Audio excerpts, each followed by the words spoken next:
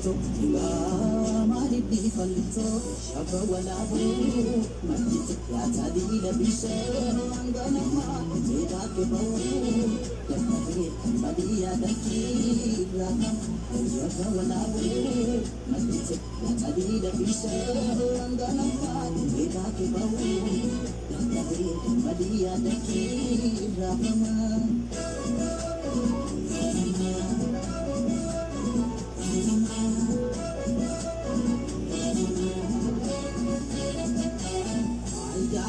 Sapu simpo kan get sapu mereka dilbano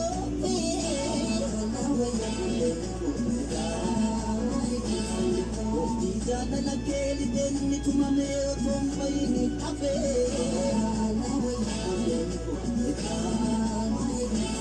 Si giftin jala si giftin botu maru pumpa si fetu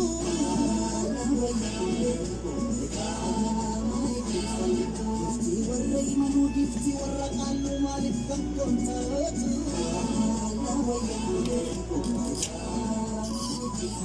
Jamujeni baru chakawato walirano diwali foto konafato Uman alima kara foda watu Utunan siftiru ormaf sodan tato Ebanufu magdala waradu asadi Amsifu pendala Kona wajingadi Kona wajingadi Kona wajingadi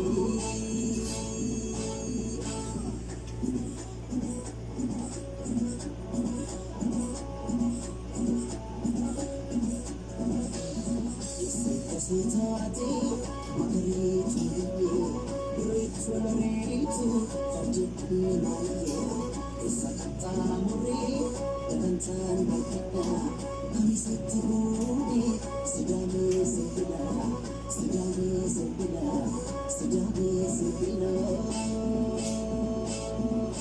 kabi kabi kabi kabi kabi kabi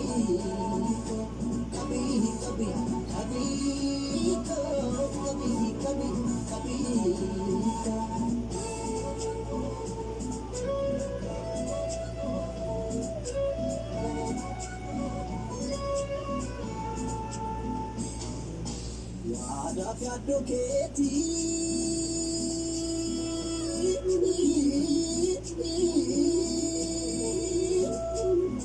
Ada fiado keti Alkanci sabin Anu makiadu Afirri bakapa Idarana kami kongko masjide kudonak tigapa Mala wajah kudeto, la malini fallito. Mala wajah kudeto, la malini fallito. Siapa walabu, maldito, matadi labisa, anggana kat, beda kebawu. Kembali ada kira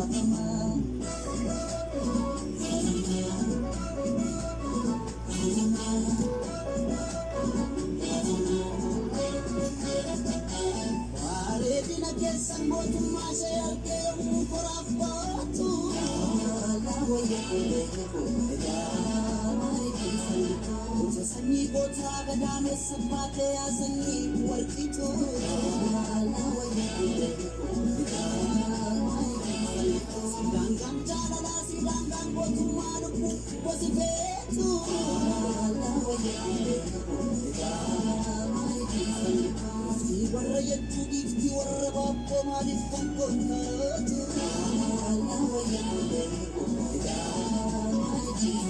Jamujeni baru chakawato walirano diwali foto konafato Uman alima kara foda watu Utunan siftiru ormaf sodan tato Ebanufu magdala waradu asadi Amsifu pendala Kona wajingadi Kona wajingadi Kona wajingadi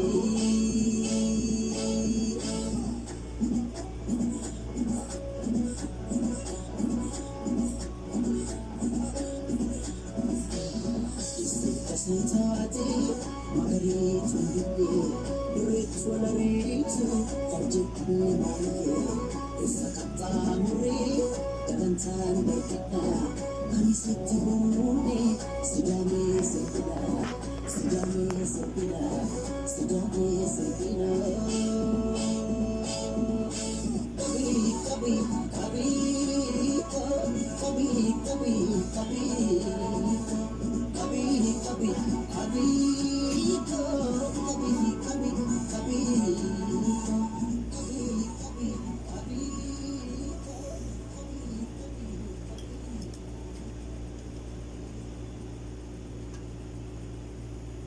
شوي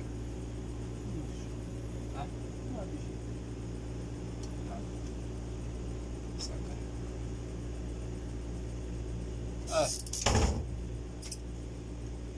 السلام عليكم ورحمة الله وبركاته. سجلك يا رجيسا سجلك يا مية وسنة رجيسا سجلك رجيسا سو لاكوس تو كتبه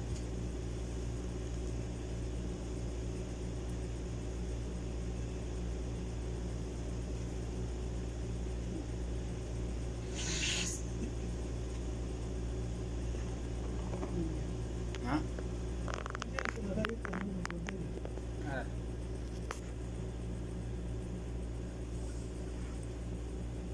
ميلا كوسو تو كتبه سجلك يسمى رجيسا The Bluetooth disconnect.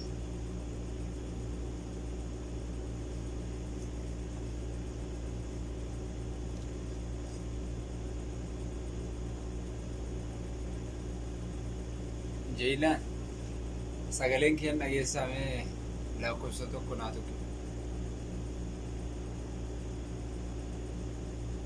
يوكان الريفما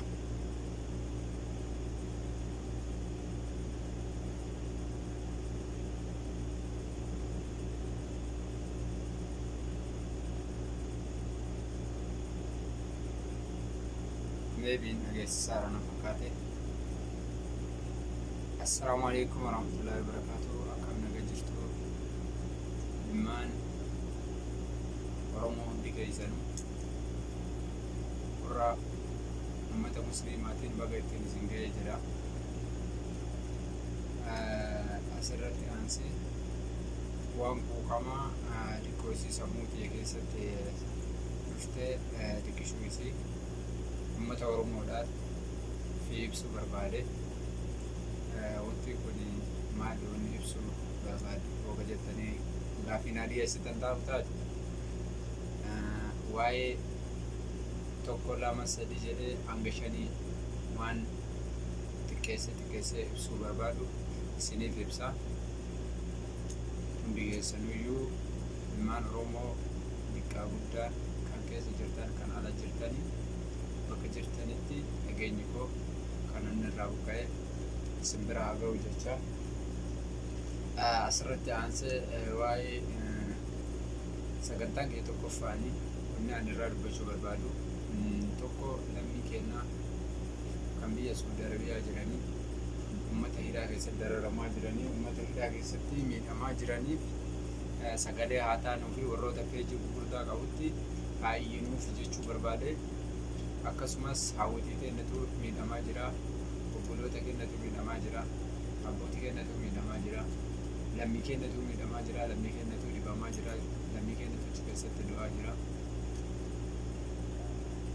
Duuti waa tokko nuus hin geettu, duuti gahee takkaa nuus hin geettu, garuu kan wal gahuu fi gahee takkaa irra wal geessuu danda'u lammiin kun yoo jiraate, yoo nasbeedhaan jiraate, yoo fayyummaadhaa qabaate si gaha. Osoo har'a osoo inni nasbeedhaan jiru, osoo inni dhibamee zakraa seenin, osoo inni rakkatee bakka mana hidhaa san keessatti cabee of hin gatin haadha qabannu, haa iyyinuu fi warroonni peejii gurgurtaa qaban warroota fakkeenyaaf miidiyaa ijoollee Oromoo hedduun isaanii warra peejii gurgurtaa qabutu jira. Warroota akkasiitiin geenne miidiyaa gurgurtaa Oromootiin geenne miidiyaa Oromoo ta'ee kan garaa bichaadhaaf iyyuu yookaan garaa ofiitii fi gocha aangoo ofii bichaa jabeeffatuuf iyyuu osoo hin taane kan lammiidhaaf lammiif qorichaa kan jedhee iyyuu san hin geenye akka inni sun addunyaa mul'uun nu ga'e nu birmatu akka lammiin lammiidhaa fi qorichaa akka lammii walii birmatuu fi haaluma kanarraa kaasee xiqqaa guddaan keenya mana hidhaa keessatti dararaa guddatu irra gahaa jira. Jechamaanis haa ta'uu barruunis haa ta'uu gochoota adda addaa achi keessatti rakkoo guddatu mudataa jira jedhanii dubartiin achi keessaa iyyanii bu'aa jiranii dhiirti achi keessaa bu'aa jiranii jaarsi achi keessaa bu'aa jiranii namni safuu namni yoo bakka rakkate tokkotti safuu ofii gataa seenaa ofii gataa seera ofii gataa jiran namni rakkate rakkoo wanti isin nama hin goone hin jirtu. Kanaafuyyuu nutu walii qorichaa nutu waliidhaaf hirkoodhaa nutu waliif uleedhaa wal qabannee olaa kaanu. Uummanni biyya kana keessa jiru uummata akkuma obboleessi kiyya tokko guyyaa kallee dubbatetti uummata rakkataallee rakkoo baasu ijoolleen biyya kana keessa turan jechuudha. Warra nu duraa irraa qabee hanga sadarkaa kennaa kanattis warra rakkataa rakkoo baasu beelayaa dheebuu baasu ka dheebote dheebuu baasu beelayaa ka beela baasu nama mana hiyyeessa ofiitti ijaaru nama rakkataa ofii bira dhaabbatu uummanni suudii jechuudha. Uummata masgiida ijaaru uummata bataskaana ijaaru uummata waa takkattiinu uummata tokkoonuu uf duuba qabachuu hin beekne uummata akkasiitii. Uummata akkasiitiitu guyyaa har'aa carraan guyyaan isiin akkanatti nama dhuftu hin beekamu dhuftee nurra geettee sadarkaa kana haala lammiin keenya miidhama guddaa irra jiranii. Miidhama lammiin keenya irra jiran kana warroonni chaansii argannee carraa sagantaa hagattii kanatti arganne kana keessatti sagalee haa taanuu fi haa iyyinuu fi haa dubbannuu fi keessattuu miidiyaan Oromoo Oromummaa kiyya dhugaadhaa kan quuqamni Oromummaadhaa dhugaadhaa keessa jiru kan itti dhagahamu lammii isaatii lafee isaatii haadha isaatii obboleessa isaatii kanatu beela'ee dhumataa jira kanatu hidhamee hidhaa keessatti dararamaa jira. Lammii keenya haa walii iyyuu haa walii birmannu. Hadha daa'ima kichutu achi keessatti du'aa jira. Hadha haadha teenyatu achi keessatti miidhamee du'aa jira. Abbaa keenyatu achi keessatti miidhamee du'aa jira. Warri sagantaa carraa xiqqoolee haa taatu daqiiqaa kudhanillee haa sakantii takkattiidhaaf yoo taate carraa yoo argatte jirte carraa uummata sanii ijuudhaa akka dubbannu afaan takka afaan lammaan taanii barreeffamaanis haa ta'u garuma sitti mijaa'etti karuma itti sagantaatti argattetti garuma daqiiqaa san keessatti waan saba kanaaf birmattu dubbattu yoo argatte haa saba kanaaf sagalee taanu isiniin jechuu barbaade. Isa lammaffaadha. Oromoon carraa lama qofa qabu yeroo ammaa kana keessatti. Carraa lamaan inni qabu takka isa tokko jechuun carraan tokkoffaan carraa qawweeti. Carraan kalee dhagaa karaa cuftee qeerroon harka qullaa qalamaa fi luukii qofaan karaa cuftee diina ofirraa buqqifte sun qeerroon kalee sunis hin jirtu. Kaan du'aan kaan hidhaadhaan karaa irraa daffamee jira. Carraan nu qabnu carraan takkaaf takka taate carraan nu qabnu carraa qawwee qofa hidhannoo qofa woboo faanaa hiriiruu qofa. Kalammii ofiitiif Oromoof Oromiyaadhaaf jedhee dhiiga ofii dhangalaasee beela bulee haroo dhugee hidda mukaa nyaatee baada mukaa nyaatee Oromiyaa bilisoomsaa dhiigni kiyya Oromoof haa jigu jedhee Oromoodhaaf uf laatee foon ofii allaattiidhaaf laatee Oromoof haa bilisoomtu dhukni kiyya gajjige sun Oromoof bilisa haa ta'u jedhee warra mukatti galee san warra mukatti galee diina qolatee ofirraa deebisaa jiru san kan Oromoodhaaf aarsaa ta'aa jiru san bira haa dhaabannu. Afaaniin qofa osoo hin taane kijiba ololaa qofa osoo hin taane kallattiidhaan yaada dandeenyuunii fi karaa kallattii dandeenyu kan qaabaan qabatamaan bira jiru hidhannoodhaan yaada sammuutiin osoo nama garaa ofiitiif jedhee bitamuu hin taane, osoo nama lubbuu ofii jireenya boruu qofaaf jedhee bitamuu hin taane, ijoollee munniin obboleeyyan keenya kan hadha muka keessa galanii daggala keessa ciisanii, mukni mana isaanii ta'ee, dhagaan boraatii isaanii ta'ee, buqqeen ammoo nyaata garaa ta'ee fi haroon ammoo dhugaatii fi dhiqannaa isaaniif ta'ee, isaan jiruu jireenya ofii akka nam tokkootitti danda'anii ooffachuu kan danda'an of dhoowwanii sadarkaa kana keessa kan seenanii fi Oromoo cabdeef Oromoo diinni nyaataa jiru nyaatee waggaa 100 ol nyaatamee sadarkaa kana ga'e amma nu giseenuu itti sammuu keenya qaroomsinee Oromoo maal akka taate, Oromiyaan maal akka taate, dachii maal irraa akka uumamne kan jedhe sammuun isaanii qaroomee gurgurama sammuu birrii didanii gurgurama qabsoo bichatti kan deebi'an ta'anii hadha muka keessa galanii jiran.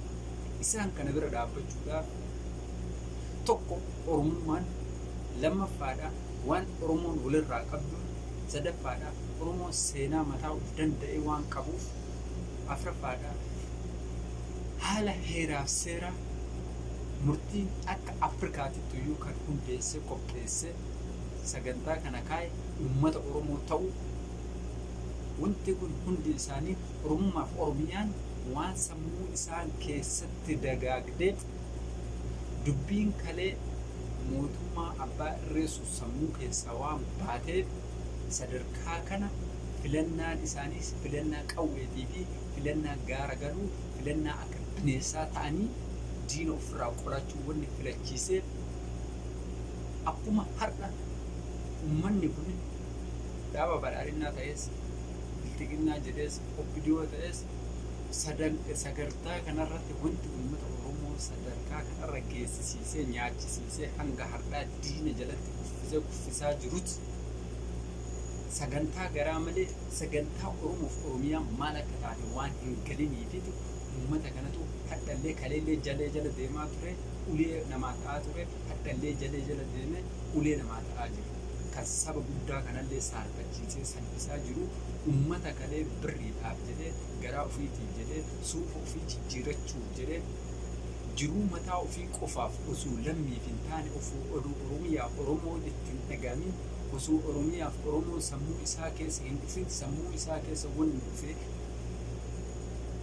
birrii argachuu fi konkolaataa argachuudhaaf jiruu har'aa tana ka jiruu namni akka hayyichi keenya baanee obbo Jawaar namni Oromoo gane takkuu salphatee ulfaatee beeku ni salphatee malee kan inni jedhee jechaan itti himee, barruun itti himee, mammaakaan itti himee, ciigoon itti himee galuu fi hin dandeenye. Uummata sammuu kalee doomtee gabrummaa namaa malee gabrummaa ofii bilisoomsuu, mirga namummaadhaa namarraa fuudhu, ufii uftumtee harree taatee garba taatee dhiitamtee diina jala dhiitamtee diina jalatti hadhallee uummata keenya saba keenya dhiichisiisaa jirtu. Tana ofirraa qolachuudhaaf ijoolleen teennaa xiqqaa guddaa ka'anii gaara keessa muka galaa jiran akka bineensaatitti.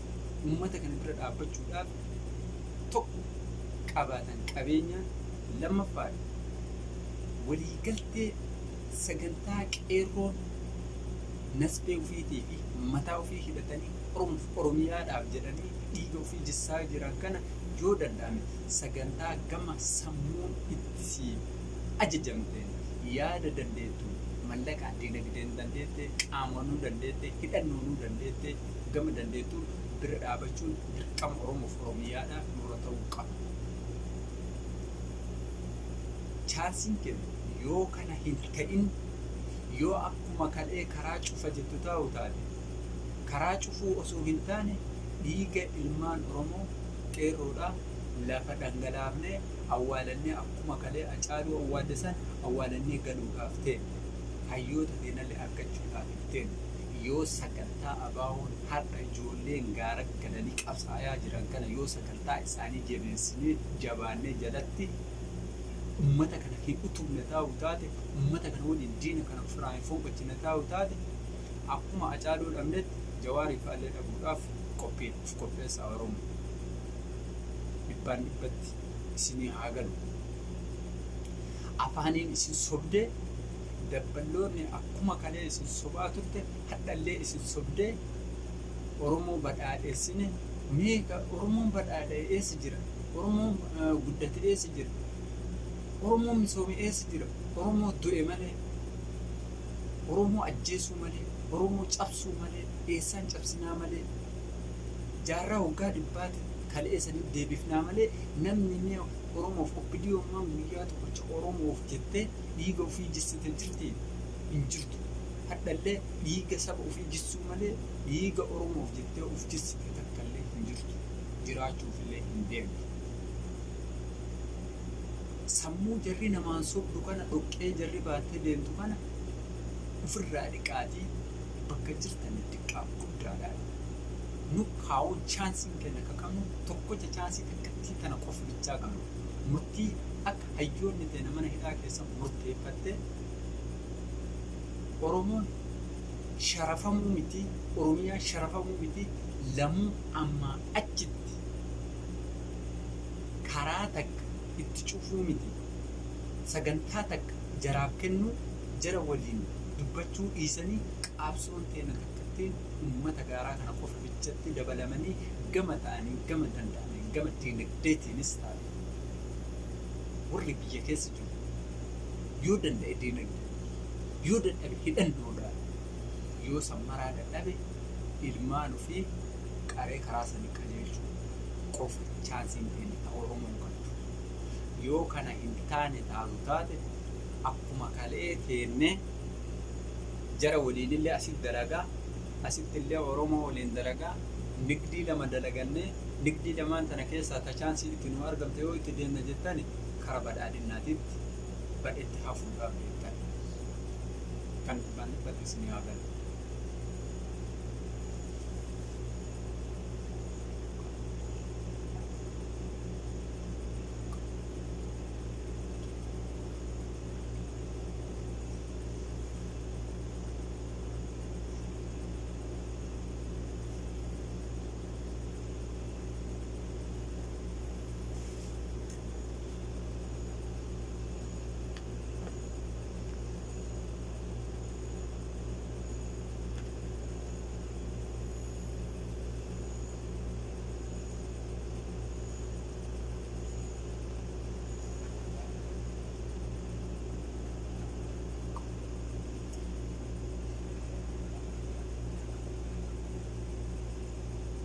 Habibi, atu yung geta. Said.